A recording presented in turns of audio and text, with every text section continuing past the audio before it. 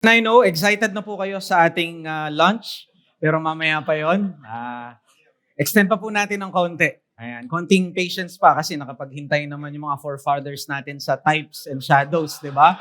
So, mamaya, makikita na po natin yung anti-type, no? So, tayo po, brothers, ay magsimula muna sa isang panalangin. Please, sumahan niyo po ako sa panalangin. Father, Lord, we come to you and we thank you for such grace, and thank you, Lord, sa mga labor ng aming mga kapwa, mga lingkod, at mga dating makasalanan din na nakaranas ng kaligtasan kay Kristo Jesus. Thank you for such various blessings that you have poured out sa amin. And thank you, Lord, because now in the new covenant, we are able to hold these things, to see these things, to taste these things, and experience these things sa aming mga buhay. And with that, O Lord, ito'y magpropel sa amin for greater heights of sanctification and love for your body. Ito po ang aming dalangin, Panginoon, sa pangalan ni Kristo Jesus. Amen. So, brothers, ang akin pong ang assign po sa akin ay patungkol po sa typology, no? So, hindi po ito patungkol sa misis ko na type ko noon, no?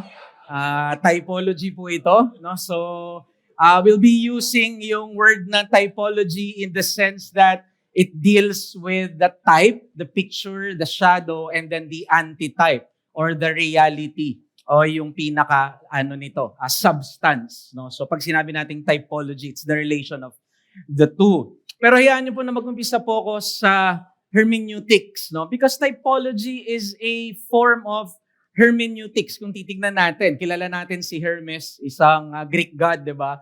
Ang duty ni Hermes is to interpret yung will ng mga Diyos, no, sa Greek mythology. And somehow that is also the use of typology. It's a form of not only just understanding yung will ng Diyos, kung paano po natin maintindihan, interpret ito later on so that we can know God really at ma-appreciate natin yung kanyang pagliligtas sa atin. And there are several approaches employed by the church across biblical history, across redemptive history, pagdating sa hermeneutics that helped the church and made the church more robust sa kanyang understanding sa redemptive history. Yung grammatico-historical, an example of this, nakafocus ito sa grammar and then the context o yung history. Another is yung genre analysis o genre analysis, yung poetry ba ito, narrative ba ito,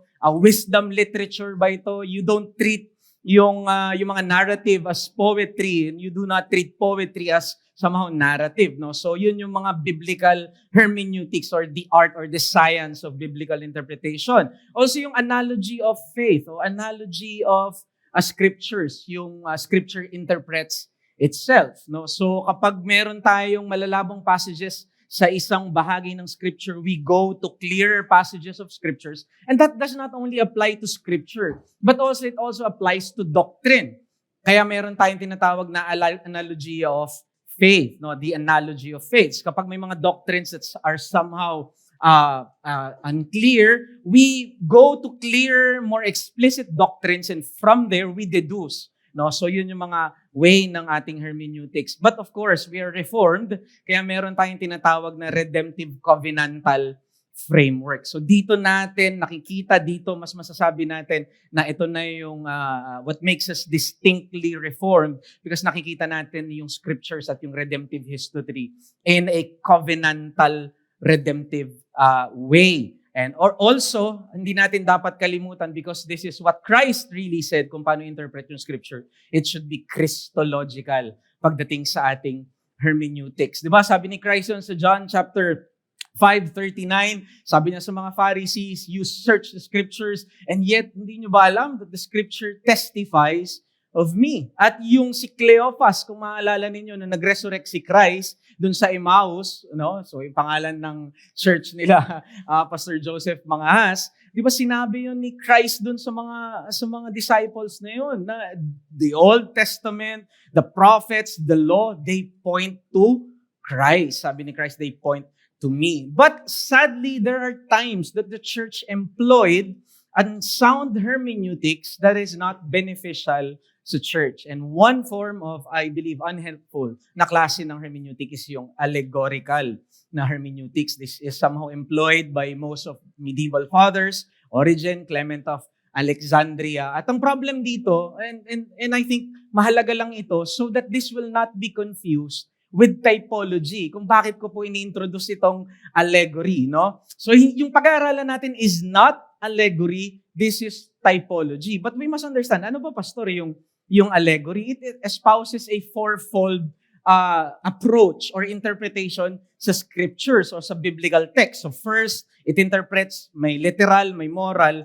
and then allegorical, and then anagogical. So first, halimbawa, let's take for example, Luke 19:28, Jesus or Christ or they went up to Jerusalem. So yung Jerusalem doon, literal, it's the place. Pero yung moral na interpretation nun, it's the soul of the man. Kasi di ba the center of Israel is Jerusalem. So what's the center of the human constitution? So it's the soul. So they went up to their souls. And then yung allegorical is the church.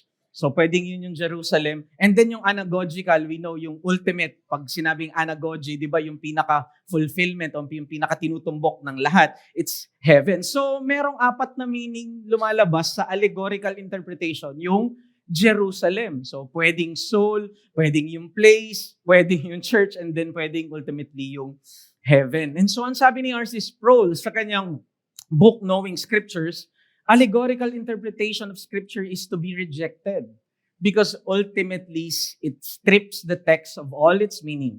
Since allegories can mean something wholly different than what the context allows. The passage can mean anything, and if it can mean anything, it means nothing. And it can be misused however one sees fit. And so, kailangan natin makita yung allegorization o yung sabihin na natin, spiritualization ng mga text ay iwasan po natin. Again, nandun yung mga safe way to interpret yung scripture, yung grammatico-historical, covenantal framework, and such. This should not be therefore confused to typology, which is a method of biblical interpretation that is used by the apostles themselves towards a Christ-centered and redemptively focused interpretation ng Scripture. So, just a quick contrast lang ng allegory and typology. Napansin nyo yung allegory is fanciful, layered yung interpretation. When it comes to typology, it is literal. Nandun yung sense ng sensus literalis, di ba? Yung the literal sense of the text. Kaya may grammatical, historical na framework. Yung allegory is subjective, no? Personal interpretation, either soul mo, o yung Jerusalem, o yung place, bahala ka. But objective, yung typological, because it determines the very intent of the author himself. Kaya nga grammatico-historical. And then, ito'y binabangga later on doon sa redemptive history and other clear passages of scriptures. Kaya hindi moralize, unlike sa allegory, highly speculative yung allegory, pero pagdating sa typology, it is redemptive, covenantal, and then it is Christ-centered. And we can say that this is really how Christ himself interpreted Old Testament passages. And the apostles follows suit. Sila ay sumunod din sa kanilang Panginoong Jesus kung paano nila tinignan at ininterpret yung Old Testament. And for example, Christ said in John chapter 6, verse 49 to 51, your fathers ate the manna in the wilderness and they died. Pero anong sabi niya? In one of the I am saying ni Christ, I am the bread from heaven. So this is how Christ looks at scriptures. This is how he interprets Old Testament scriptures in a typological way. And Apostle Paul himself followed suit in 1 Corinthians 10:4. Yung rock na naalala ninyo na sumunod, di ba, doon sa Israel, doon sa wilderness. Anong sabi ni Apostle Paul doon in 1 Corinthians 10:4? The rock was Christ. And so, we believe, makikita natin ito, na ito rin yung ginawa ng mga apostol. Si Kristo mismo, meron siyang typological hermeneutics. Yung mga apostol mismo, merong typological hermeneutics. Therefore, gaya ng sinabi ni Sam Renihan sa kanyang book, Mystery of Christ, if typological hermeneutic is the method of interpretation practiced by the apostles, and if it properly handles the mystery of Christ, then we are not only allowed to use it, we are required to use it. No? So we are required to use it. So sorry, pagdating lang po sa aking PowerPoint, I will not be using yung mga words na yun. You can follow naman yan sa inyong handouts. No? So the point is, if typology is a God-ordained and apostolic method of biblical interpretation, it is imperative for the church to thoroughly acquaint herself with it and faithfully employ it in her reading, in her teaching, and in her interpretation of scriptures. Therefore, this is very important. Kaya mag-meeting din po kami nila Pastor Joseph, Pastor Exley, Pastor Diego Bulataw. And sinasabi po namin, one part of the church that will really benefit from this conference are the teachers themselves, yung mga preachers at yung mga mangangaral sa loob ng iglesia. So, pero let me just first show you 3 assumptions kung bakit mahalaga yung typology at tenable yung typology at bakit yung typology is really a legitimate biblical hermeneutics. So 3 assumption, mabilis. The providence of God.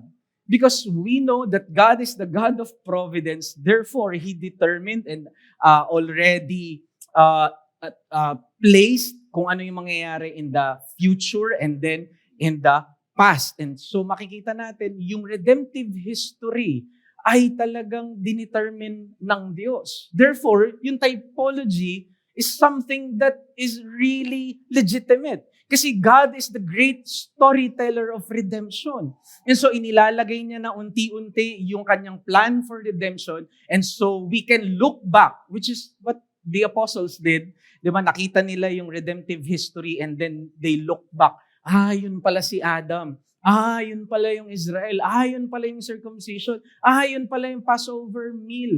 That is how God wanted those things to be interpreted and to be seen by us. Also, the unity of scriptures. Alam natin na hindi po tayo mga Socinians, no? Na pinaghihiwalay yung Old Testament at New Testament. So, malinaw po yung continuity ng dalawang ito simply because it is Christ Himself that made these 2 Testament continuous. One in the form of promise, but in the other in the form of fulfillment or in reality. But also the witness of the Holy Scriptures. Alam natin ang banal na Espiritu mismo ang may sulat ng luma at bagong tipan. Therefore, we can assume that typology is a legitimate biblical hermeneutics. Ang sabi lamang po ni Vern Poitres sa kanyang biblical typology, how the Old Testament points to Christ, every particular event in history has meaning given by God in His plan. Every event is related to every other event within a vast panorama. God alone knows His plan comprehensively, but He reveals key aspects of His plans to us. So sa term ng ating 1689 London Baptist Confession, by farther steps, ika nga, through what He says in the Bible. But there is unity to God's plan. So nandun yung unity ng both, somehow yung continuity at unity ng both testaments na yun. Earlier and latter events are connected even across vast stretches of time because God is orchestrating all events for His own glory and for the blessing of His people.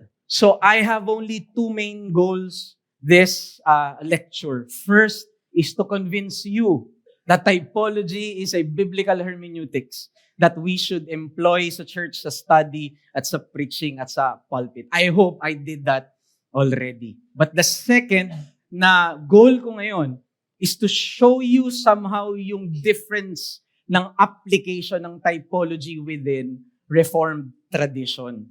At dito natin makikita that although, sabi nga ni Pastor Diego kanina at ni Pastor Joseph, we come from that one stream of Reformed tradition, pero meron tayong distinctive. And one part that distinguishes us really from our Reformed brethren is how we understand and apply typology. And for the rest of my lecture, yan po yung gagawin natin. And I just followed yung book ni Renihan na Mystery of Christ, yung kanyang outline, no? Ni-reword ko lang yan, no? 3 part lang to. Typology defined, typology related, and then typology applied, no? Typology defined, what is typology? And then typology related, how the type and antitypes relate to one another. And then lastly, typology applied by within our Reformed tradition. So first, what is typology? Well, first, typology is a biblical term. It's a biblical principle, no? So the word tupos in the Greek or type is a biblical term. Sabi ni Mitchell Chase sa kanyang book na 40 Question and Answers regarding typology, the Greek term tupos occurs 15 times in the New Testament. It refers to an impression, image, example, or even a pattern. In at least 4 instances, biblical authors use tupos to connect to an earlier part of Scripture. So, for example, makikita nyo ito sa Romans 5:14, ginamit ito patungkol kay Adam. Ang sabi doon, Adam who was a type of the one who was to come. So, you'll notice na si Christ yung tinutukoy doon ultimately. That Christ was the antitype, pero si Adam daw ay type ng Panginoong Hesukristo, no? Isa siyang larawan, isa siyang tupos, no? So in the singular Greek, no? Sa 1 Corinthians 10:6, makikita nyo the same, inulit-ulit, ginamit yung word na type.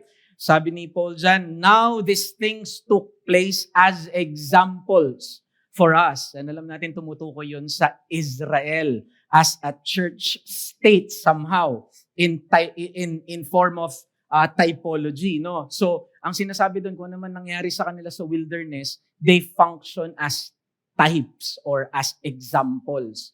So, tupoy naman yung ginamit na term. In Hebrews 8:5 naman, the same, sabi doon, tumutukoy naman dito yung writer ng Hebrews doon sa heavenly tabernacle, and then sinasabi ng writer ng Hebrews, bakit pa kayo babalik? Doon sa pagsamba doon sa templo. Yung pagsamba doon sa templo, kopya lamang yun ng kung ano yung meron na sa katuparan. Kaya sabi ng writer ng Hebrews, they serve only as copies and shadow of the heavenly things. And so it is foolish to go back to Old Testament worship knowing they are only copies, no? And then, ang sabi din sa Acts 7:44, ang sabi dito, I think ito yung time na si Stephen, no? Siya ay na-martyr. Sabi, he who spoke to Moses and directed him to make it according to the pattern, tupon, no? In accusative form naman, that he had seen. So, ganun din, no? Tumutukoy ito dun sa heavenly na abode ng Diyos, and then gumawa si Moses ng earthly copy according to what he has seen. And so it is clear here that the word and the principle is biblical. So typology is a biblical term. Not only that, typology is a biblical principle. But the way to better define this also is that typology has 2 basic elements. At ito yung nabanggit natin, the type or the shadow, and then the antitype or the substance. Sa term ni Paul sa Colossians 2:17, sabi niya, do not let anyone judge you on these matters, for this belongs to the shadow, but the substance belongs to Christ. So the type is the shadow, anino, but the substance o yung reality ay kay Kristo Jesus. At makikita natin ito ngayon as we look doon sa first figure. So, yan, sa ating first na slide. So makikita natin yung Old Testament type and then yung New Testament antitype. So, parang if you can imagine going to a restaurant, no, and you're ordering a meal, magde-date kayo ng misis mo or yung family mo kasama nyo, and then you'll be enjoying yung time together. And then, merong ibibigay sa inyo, di ba, na menu. And dun sa menu, makikita nyo yung picture ng mga pagkain. Pero pag dinala na yung food, di ba, hindi na kayo titingin doon sa menu. Di ba? It's foolish na tumingin ka ba doon. Ultimately, you enjoy the reality or the food. And somehow, yun yung relationship na meron sa type and antitype. The type somehow corresponds to the antitype. There is resemblance somehow. Yun lang problema natin sa McDonald's o sa mga Burger King kung saan ka kumakain, parang mas maganda yung resemblance, no? Kaysa dun sa actual na food. But that's the opposite, no? Alam natin pagdating sa Panginoong Hesukristo, no? But you get the point that somehow Adam is the type and then the antitype is Jesus Christ, the second Adam. And so pagdating din sa national Israel, the same. The New Testament church, pwede nating sabihin the kingdom of Israel, pero pagdating sa New Testament, the kingdom of Christ. And then earthly tabernacle, kagaya ng sinabi natin kanina, but the heavenly tabernacle. And then pagdating dun sa tabernacle, meron tinatawag, di ba, ng mga animal sacrifices. Pero pagdating sa New Testament, alam natin na yung animal sacrifices na yun, and animal blood, tumuturo yun ultimately sa dugo ng Panginoong Jesus. At ang sabi ni John, behold the Lamb of God that will take away the sins of the world. And that is also the reason kung bakit yung holiness na meron doon sa Old Testament are just ceremonial. They cannot cleanse the conscience kasi hindi nagbibigay yun ng kabanalan sa kanila. The only reason kung bakit ine-employ yung mga Old Testament sacrifices is so that hindi sila mapatalsik doon sa land. And so, ang kailangan lang is ceremonial holiness. But we know that the antitype is yung spiritual holiness na ibibigay sa atin sa pamamagitan ng righteousness ng ating Panginoong Jesus. Therefore, the type and the antitype has this association, correspondence, or resemblance. So, yan yung makikita natin somehow as a picture that type will resemble or associate with. No, nakakita na kayo ng mga life size, 'di ba, na mga figure, halimbawa ni LeBron James, sino GOAT sa iyo? Si Stephen Curry, si Michael Jordan o si Kobe Bryant. Somehow yung mga life size figures na yun, they resemble something. Doon kala Michael Jordan, kala LeBron James, and somehow ganun din yung type. It resembles, it corresponds to the antitype. And so we can say that one basic definition na sa paper na po natin, nakalagay dyan, a type is a person, a place, event, or a thing that serves as a divinely intended pre-picturing. It is a pre-picturing. It's a prefiguring that somehow points forward to a greater fulfillment in redemptive history. The very purpose of a type is to pre-picture, to resemble somehow, to point forward. And so, ngayon naman, tignan natin, tapos na tayo doon, we defined it, ang typology is a biblical term, it's a biblical principle, nakita natin, looking back or ito'y pointing forward, and also nakita natin meron itong association and correspondence or resemblance. Pero kailangan natin makita how does the type and the antitype will now relate to one another.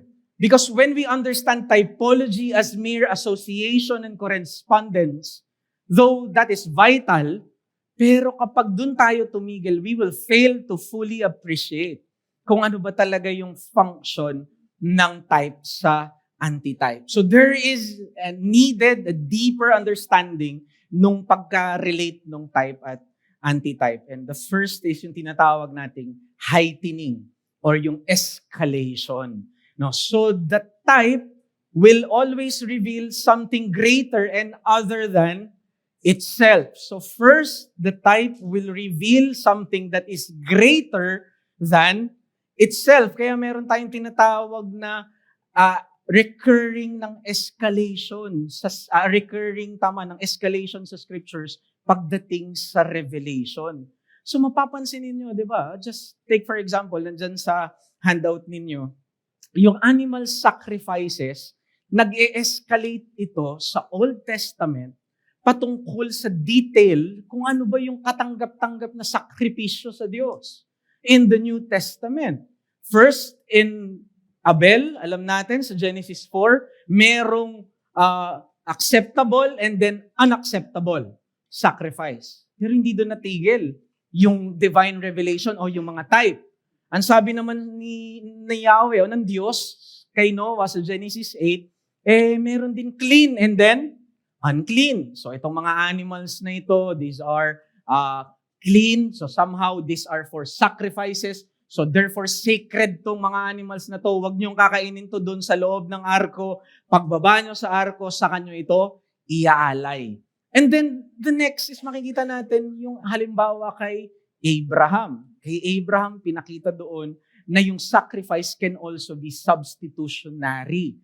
No? Ang Diyos ultimately ang nagbigay ng hain o ng alay at ito'y sa anyo ng ram. And alam natin, ultimately, yung animal sacrifices ay palinaw ng palinaw, nag-heighten yun hanggang sa Leviticus chapter 1 hanggang 16. At pagdating dun sa Leviticus chapter 1 hanggang 16, hanggang dun sa Great Atonement sa Leviticus 16, na kung saan naalala nyo, may dalawang goat doon, yung scapegoat and then yung goat na papatayin, no? Parang mas gusto ko yung tatakas na lang, no, yung scapegoat kaysa yung goat na papatayin, no, kung pipili ka doon. But nonetheless, that shows us a more detailed presentation of how sacrifices should be made. Kay Adam ay kay Cain at Abel, acceptable, unacceptable. Kay Noah, clean, unclean. And then pagdating kay Abraham, substitutionary. And then pagdating sa Leviticus 1 to 16, atonement na pala to. Ito pa na pala yung details kasi maski yung priest kailangan malinis din. And then the priest will represent the people. Kaya 'di ba, meron siyang binibitbit niya yung Israelites doon sa kanyang sinusuot na garments, 'di ba? As he enters the holy. So makikita natin doon, there is heightening of details. There is heightening of revelation hanggang sa ito ay dumating sa ating Panginoong Hesukristo. So, types, function as such, may heightening, may escalation ito. At makikita natin to ultimately sa ating confessional formulation in chapter 7, paragraph 3. Ang sabi doon ng Confession of Faith natin, in 1689, London Baptist Confession, the covenant of grace, yung tinutukoy doon, is revealed in the gospel. First of all, to Adam, in the form of promise of salvation by the seed of the woman, and afterwards, by further steps.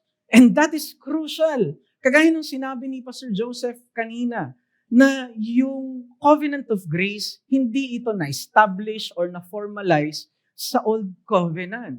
Ito ay ni-reveal in the form of promise, sabi sa confession natin, chapter 7, paragraph 3. But, ang sabi niya, it was revealed progressively by further steps. Paano?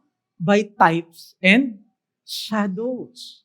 And so yun. By types and shadows, unti-unti nire-reveal ito hanggang mag-heighten or mag-escalate ito. Kaya ang sabi doon sa confession natin, until the full discovery thereof was completed in the New Testament. And so the point is, typology, biblical typology, handled and preserved perfectly for us the mystery of Christ in the Old Testament, in its heightening of the types and shadows in forms of gospel pictures and gospel promises. And that is one thing that we should appreciate dun sa type at sa study ng type and antitype. Kasi dito hinandle, dito pinreserve faithfully ng Old Testament ang promise ng Ebanghelyo kay Kristo Jesus. But it is not the covenant of grace. Let me give you an example.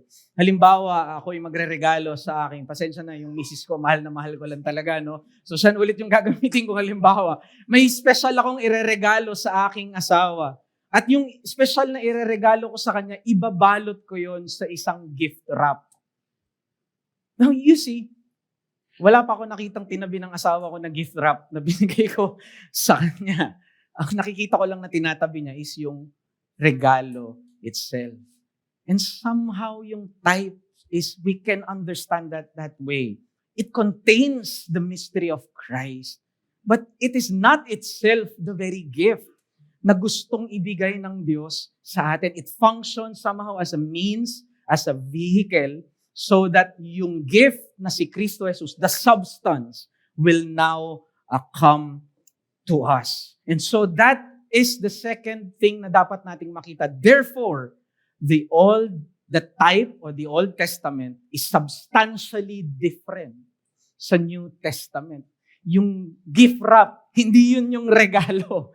Yung regalo ay yung kino-contain niya sa loob. There is a substantial difference doon sa dalawa. Therefore, a quick definition of typology as just correspondence and heightening may give us an impression na parang yung typology ay parang grayscale lang o yung parang from immature to mature. Parang ganito. Yan, no? Parang ganyan yung tingin natin sa typology, no? Mula tadpole, and then pag napunta na sa by farther's divine revelation sa Old Testament, hanggang maging palaka na siya. Parang ganun yung understanding natin usually sa relationship ng type sa antitype. Or pwede nyo ring tignan sa grayscale na definition, no? So, ito rin yung ginamit ng parang analogy. Sabi, from here hanggang by further steps, and then hanggang makarating na doon sa pinaka antitype nito. Pero ang problema dito sa ganitong analogy is substantially iisa yan eh.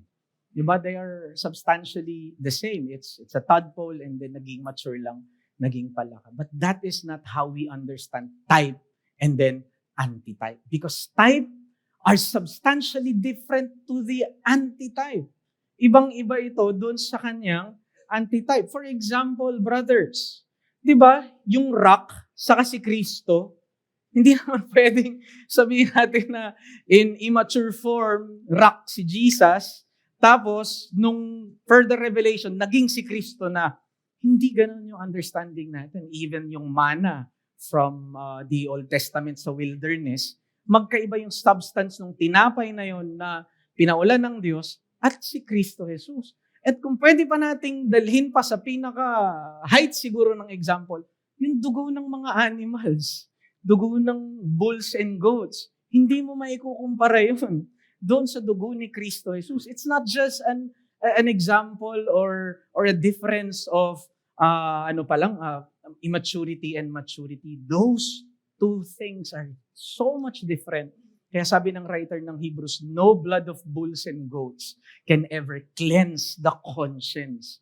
Kasi ang use lang nung mga animals na yon is somehow to prefigure, somehow to resemble, but they are not in and of themselves the very blood of Christ because they are substantially different from one another. And that is why yung pinresent ni Pastor Joseph kanina sa 2 Corinthians, the Old Testament therefore is a ministry of death. It is therefore the ministry of condemnation. And then the new covenant is the ministry of life and righteousness because they are substantially different from one another. Meron silang substantial na pagkakaiba. And so that is what is the type.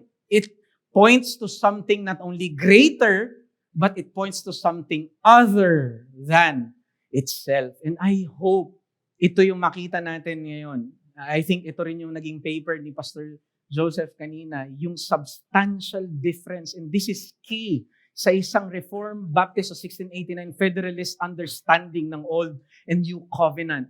The difference of the Old and the New is substantial. Katulad nung tinapay at si Kristo, nung rock at si Kristo Jesus. Katulad nung earthly tabernacle at nung heavenly tabernacle. Pero mga kapatid, dapat po nating makita na mahalaga din na pagdating dapat nung antitype, yung type din ay nagsisis. So, ibig sabihin, hindi lang may correspondence, hindi lang may escalation, kailangan meron ding termination. So pag dumating na po yung antitype, yung type ay magsisis na. Kaya po ano nangyari nung AD 70, yung temple doon sa Jerusalem ay winasak. At yun yung sinabi ni Jesus Christ sa Matthew 24. Look upon this temple, di ba? Not one stone will be upon the other. And that shows us kung paanong substantial talaga yung difference nung type at nung anti-type. So just to quote again, Samuel Renihan, sabi lang niya, in summary, types reveal that which is greater and other than themselves. They have a purpose and meaning in their own contexts. And when their fulfillment arrives, they are removed. Interpreting the relationship between the Old and the New Testament in this way is an apostolic hermeneutic. It is a Christ-centered hermeneutic. It is indeed a necessary hermeneutic. Kaya nga ito yung sinasabi, di ba, ng writer ng Hebrews doon sa mga Christians, na mga Hudyo. Di ba, nag-cease na. Huwag nyo nang balikan, nag-terminate na. Kapag bumalik kayo, it's as if sinasabi nyo, hindi pa bumabalik yung antitype. Hindi pa dumarating yung antitype. Hindi ba dumarating ang ating Panginoong Hesukristo. Pero ang tanong natin, this is a crucial question that must be asked. May gamit pa ba, Pastor, yung type nung panahon nila? Ano pang purpose nun? Bakit pa sila binigyan ng animal sacrifices? Bakit pa may templo noon? May relevance ba yun? And this is where we see that the types functions on two levels. But before that, before natin makita yung relevance ng mga type in their time, hayaan ninyo na ipakita ko lang sa inyo. So, para mas ma-picture out natin. So, somehow, ganito rin ako mag-isip. So, pagpasensyahan nyo na kung tinitrace ko lamang through figures, no? So, nakita natin that this is the type, yung perpetual blood and animal sacrifices, and then meron siyang escalation patungo doon sa antitype. So, but the second thing na makikita natin is that may correspondence siya, no? So, etong perpetual blood ng mga animals ay nag-grant ng ceremonial or physical cleansing sa mga Israelita para sila ay mag-remain sa land, para hindi sila patalsikin, no, somehow. Pero alam natin na may escalation yan ultimately sa antitype, which is si Jesus Christ, kasi sinabi doon sa Hebrews 10 na si Christ, yung once and for all, nag-offer ng kanyang sarili. Therefore, nag-cease na yan. So may correspondence, pero pagkatapos niyan, makikita pala natin somehow yung substantial difference ng dalawa, kaya I use yung broken lines. So ibig sabihin, there is no substantial unity sa kanila, no? But the second thing na makikita natin, the third thing is that it will terminate pag dumating na yung tinatawag na antitype. So magte-terminate na yung type. Pero dito makikita natin na yung mga type in its time where it was given, they have initial and provisional design ng Diyos para sa kanila. At yun yung point natin, na physical, temporal, at pang-national yung purpose kung bakit sila nag-aalay nung panahon na yun. Kasi yun yung provision ng Diyos para hindi sila mapatalsik doon sa kanilang, sa Israel, o doon sa lupa ng Israel. So, it has provisional intent. Pero alam natin, later on, the antitype, kapag ito'y na-fulfill na, it will now be given its sign and then seal. And so, here we will see, in level 1, nakuha ko lamang, this is not original to me, by the way. I saw this sa book ni Vern Poitres. No? You can also check that. About typology din, ang tinalakay ni Vern Poitres doon.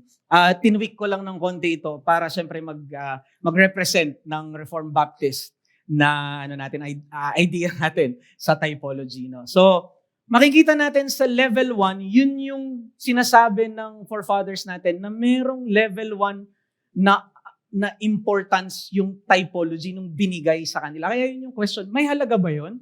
Yung mga type nung binigay sa kanila? Meron. Yung physical remaining nila sa land. Pero makikita natin na meron tong correspondence at may heightening ito ultimately doon sa ating pagkakaligtas kay Kristo Jesus, yung paglilinis ng ating mga sala at pagpapatuloy natin hanggang sa kaluwalhatian sa presensya ng Trinidad na Diyos. Because what we have in Christ is not the cleansing of animal blood, but the blood of God, man, Jesus Christ. And the righteousness that we have is not ceremonial, but the righteousness that we have is the very righteousness of His own Son, Jesus Christ. And therefore, pag dumating na yung antitype, although may provisional, may level 1, yung level 2, yung antitype, yung correspondence and escalation, magkakaroon na ngayon yan ng tinatawag na sign and seal, yung mga antitype. Now, just quickly, let me give you an example. Nasa handout natin yan. The blood of bulls and goats, ang sabi doon sa Leviticus, it took away sins. So, i-argue ng iba na, halimbawa, mga Pedo-Baptist. Sabi dito sa Leviticus 4:22-35, it took away sins. Yes, in the first level. It took away sins para mag-remain sila sa land. Totoo yun. Pero anong sabi ng writer ng Hebrews sa Hebrews 10:4? It did not take away sins. Sabi doon. So, paano yun? Nagko-contradict yun Well, the way to explain that is this biblical typology. So, in its provisional and initial intent, it took away sins. Sabi sa Leviticus. Pero it really did not take away sins because hindi naman yun yung tunay na function at reason kung bakit sila ibinigay. Sapagkat ang purpose lang nila is to resemble somehow yung tunay na dugo na dadanak para mag-alis at maglinis ng ating mga konsensya. At pwede nyo ding ilagay dyan yung manna from heaven. So you can just replace, diba? Manna from heaven dun sa Old Testament sa wilderness, it nourishes the physical body. Pero yun yung first level, diba, sa mga Israelites. Pero yung second level, ultimately, yung pinaka-purpose nito ay tumuro kay Kristo bilang mana sa langit na siyang magbibigay sa atin ng nourishment so that we will have life eternal. No? So the rock, again, you can replace that. Yun yung point. Pero halimbawa, tignan natin ito. Sa circumcision. So this is where it becomes exciting. No? Sa circumcision. Di ba? Type. Okay? So yung circumcision, in its first level, in initial provision and intent, ito yung entry nila. Saan? Sa land of Canaan. And so entry nila ito sa land of Canaan, identity din nila ito as parang covenant people. Okay? Now, yung circumcision, may correspondence somehow sa baptism ba kagad? Nag-escalate ba yon sabi sa scriptures, sa Colossians, sa baptism kagad? Alam natin hindi. Kasi nag-escalate yung circumcision saan? Sa circumcision of the heart. Yun yung escalation at yun yung correspondence, no? Kaya nagtataka ko ba't sila tumatalong kagad dito, no? So, but anyways, so yung circumcision ng flesh, it escalates and corresponds to the circumcision of the heart. Therefore, yung circumcision of the flesh nag-terminate na, though may makikita natin may initial provision and substantial difference. At kapag nag-terminate na ngayon yung type, may establish na yung antitype, saka magkakaroon siya ngayon ng sign and seal ng sacrament. Ano ngayon yung sacrament o sign and seal ng circumcision of the heart, ng regeneration sa New Testament? Baptism. And therefore, mali yung ginagawa na fina-flatten yon na one-to-one kagad because the type intends to point to the antitype. Walang type na magpo-point sa sacrament. Hindi ganon yung purpose noon. Again, this will become exciting. Gawin natin ulit sa Passover lamb saka sa Passover meal. No? Okay. So yung Passover lamb saka Passover meal, alam natin na yun yung Passover, o yun yung lamb na dumanak yung dugo upang lagpasan sila nung tinatawag na the destroyer o yung angel of death. Okay, so yun yung initial provision. automatic ang correspondence nun sa Lord's Supper ba kagad? Hindi. Ang escalation nun at correspondence nun ultimately ay sa cross. Kay Jesus Christ tumuturo yung Passover meal at yung Passover lamb. And so kapag na-establish na ultimately yung antitype, magte-terminate na yon and saka ngayon magkakaroon ng sign and seal yung antitype o yung cross. And so this is how Reformed Baptist understands yung relationship ng type and antitype. It always, yung type points to Christ. Hindi pwedeng mag-point yung symbol sa kapwa symbol. Hindi pwedeng mag-point yung sacrament sa kapwa sacrament. The Old Testament sacrament should always, and it is intended to point to the antitype, to the cross, to Christ. And when we do that, na wina-one-to-one natin, we flatten the contours of redemptive history and we do not really appreciate yung sinasabi ng scriptures. And that is why I believe there is an important concession ni Louis Berkhof sa kanyang book na Sacred Hermeneutics or Biblical Interpretation. Notice this, ito yung sinabi. This is an important admission from Berkhof, I believe. Sabi niya, a symbol is a sign, while a type is a pattern or image of something else. A type is an image of something other than itself. Ibig sabihin, substantial yung difference ng type at nung anti-type. Therefore, a symbol or a sign may refer to something either past, present, future. So pansin niyo yun, yung Passover nila, di ba? Yung Passover nila, it symbolizes something past, present, future. The past, na inalis sila doon sa kingdom ng Egypt, then transfer sila. Past, present, and then yung future na ano nila. Pero when the Passover lamb functions as a type, walang past, present, future yun.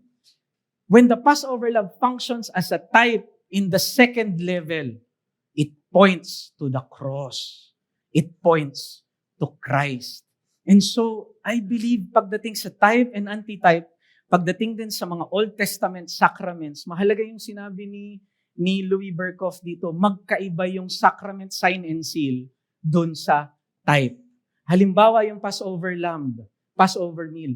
It's an Old Testament sacrament. In the first level, may function yun. Past, present, future yung pinapasok, yung pinapakita nun. But when that type, when that symbol, when that sacrament function, the Old Testament sacrament function as a type, it is only forward pointing. It is only forward pointing. So masasabi natin that not all Old Testament signs are types. But not all types are in the Old Testament but not all types are Old Testament signs or sacraments. No? So let me give you an example, di ba? Yung mga Passover meal and then yung circumcision, those are sacraments of the Old Testament. So meron yung past, present, future sa level 1 nila, di ba? Pero when it functions as a typology, wala nang ganun yun. It's only forward-looking na. And it escalates and points to the cross, to Christ. But when it functions as a typology, doon na siya pumapasok dito. And I believe that's also the same pagdating sa sacrament natin sa New Testament o sa New Covenant. Yung sacraments natin sa New Testament o sa New Covenant, meron din siyang pagturo sa atin in something that happened in the past kay Christ. In the present, we are united to Christ. And in the future, we will also share the table with the Lord Jesus Christ. And here we see that sacraments are covenant-specific, therefore.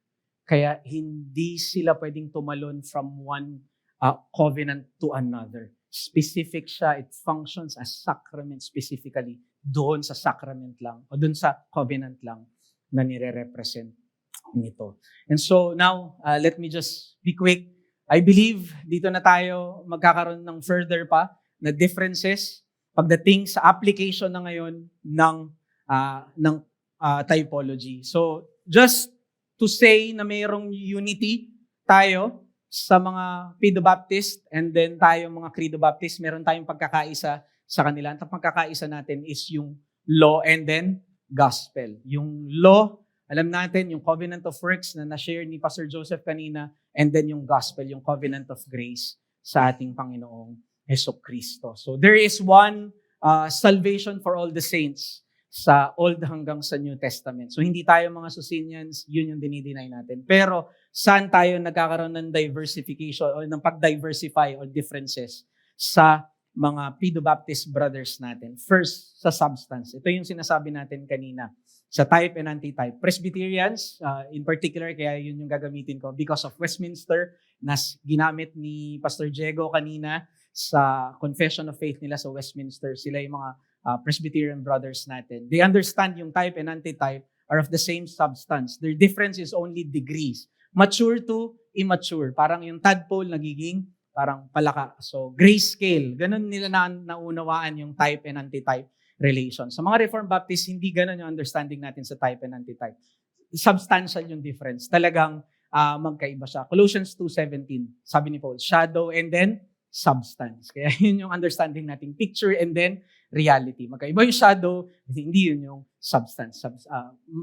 Malaki yung pagkakaiba nila. And I believe on where their typology resides. No? So, para sa mga Presbyterian brothers natin, yung kanilang typology nagre-reside sa isang covenant of grace. No? Yung Abrahamic, nasa loob, Mosaic, Davidic, and then yung New Covenant. So, iisa sa kanila under one covenant of grace. Pero sa atin, as we understand yung difference nitong type and anti-type ng Old Testament sa New Testament, nakikita natin na yung type, yung Abrahamic, Mosaic, Davidic are temporal covenants. So, hindi pwede na the same sila. Bakit?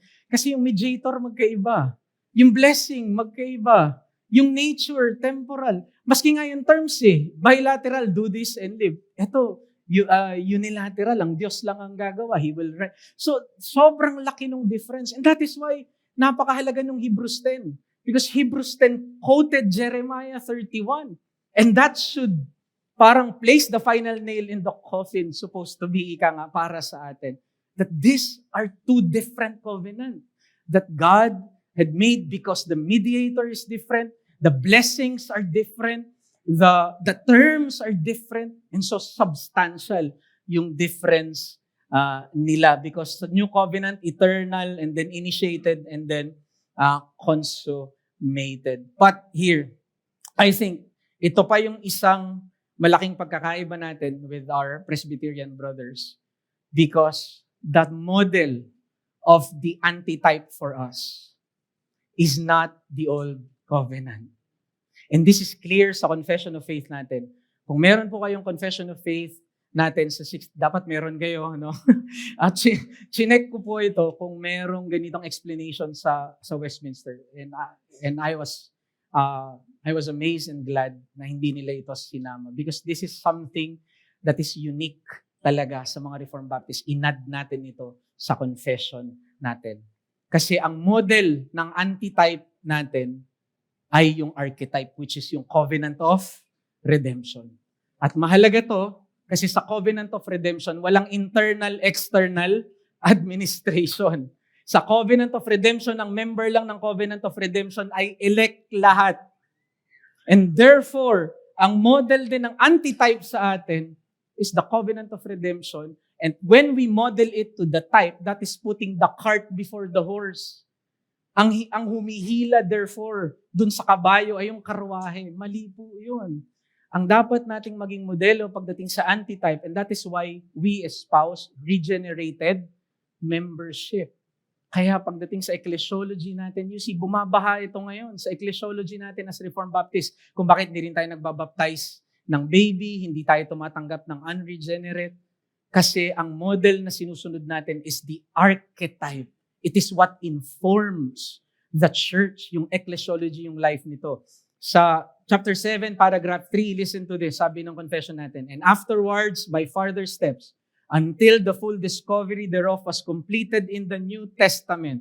And it is founded in that eternal covenant transaction that between the Father and the Son about the redemption of the elect. And so, bakit may ganung inclusion yung mga Reformed Baptist sa ating chapter sa Divine Covenants? Kasi ito yung isang argument natin kung bakit hindi dapat nagbabaptize ng mga baby at regenerate membership dapat yung meron sa loob ng New Testament church, because it is modeled after the archetype. So, brothers, with that, let me just issue yung konting application lamang.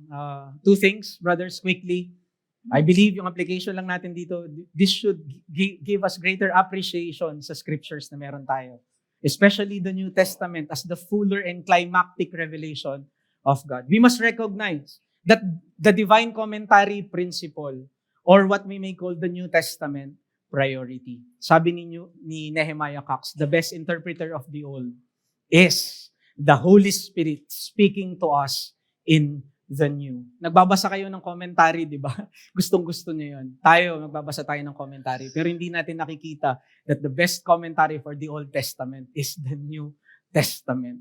The Holy Spirit speaking to us in the new, properly interpreting the Old. The Old Testament is not diminished, therefore, the Old Testament is not sidelined, but rather it is fulfilled, clarified, and brought to its intended glory in Christ through the cross. The Spirit who inspired the promises, therefore, has also inspired its interpretation. So, mas ma-appreciate natin, therefore, yung Old Testament. Kaya yung 1689 federalism, hindi totoo na parang winawalang bahala nito yung Old Testament. No! Sobra yung pagpapahalaga natin sa Old Testament. Kaya binabasa natin ito doon sa liwanag ng New. Because that is how the Holy Spirit, that is how God, that our triune God, intended the Old to function and to be seen by His people. But the second, I believe, that we should appreciate is a greater appreciation for the present salvation blessings we enjoy now as part of those people who experience the antitype. We are no longer dealing merely with types and shadows. The Lord's Supper that you hold weekly, I hope weekly, in your very hands, the baptism that you receive, hindi typology yun. We are dealing now with the realities, brothers. Kaya ngayon yung sinabi ng writer ng Hebrews, na sobra yung tatanggapin ng isang nagpartake ng Lord's Supper, nakatanggap ng mga sacraments na ito, because what he is holding and what he is trampling underfoot is the very substance which is Christ. And so, brothers, tayo naman on the other end, dapat ma-appreciate natin yun. Hindi totoo na second-class citizen ka at ako, across redemptive history. On the contrary, we stand on the side of fulfillment. Here we discover how much better we have this than those of our forefathers who was groping in the dark. We now handle, experience, and taste the antitype itself, himself rather, and no longer shadows, but the very substance in revelation, in worship, and in sacraments. Brothers, yung Lord's Supper, therefore, sa kayong baptism, hindi po type yun ng ating pagkain sa hapag ni Kristo. That is already a foretaste. And so if you're welcome doon sa Lord's Supper, that points you that when the great supper of the Lamb comes, you are also welcomed. Tinitiyak tayo niyan. At maski sa ating mga pagsamba. Tayo mga kapatid ay dumulog sa Panginoon sa panalangin. Father Lord, kami po Panginoon ay nagpapasalamat sa inyo pong patuloy na paglilinaw sa amin ng mga bagay na ito. Na nga po dalhin kami nito hindi lamang balang parang intellectual exercise sa amin, kung hindi ito tunay, Panginoon, ay umapoy sa puso namin. Katulad ng sinabi ni Cleophas, did not our hearts burn inside of us when Christ revealed to them that He is the fulfillment of the prophets of the law and of the wisdom literature. So Lord, maraming salamat at itong burning na ito sa puso namin ay mag-appreciate, magbigay ng greater appreciation sa amin, sa aming daily study sa private worship, even sa mga family worship namin, sa mga katatayan, at lalo na sa corporate worship namin, oh God, kagaya ng sinabi ng writer ng Hebrews, for we do not come to the mountain that is filled with thunder and fear, but we come to the Mount of Zion, where the very triune God is being worshipped and the perfected saints together with the angels. Yan ang klase ng worship na meron na kami in this side of fulfillment. This we pray in Jesus' name. Amen.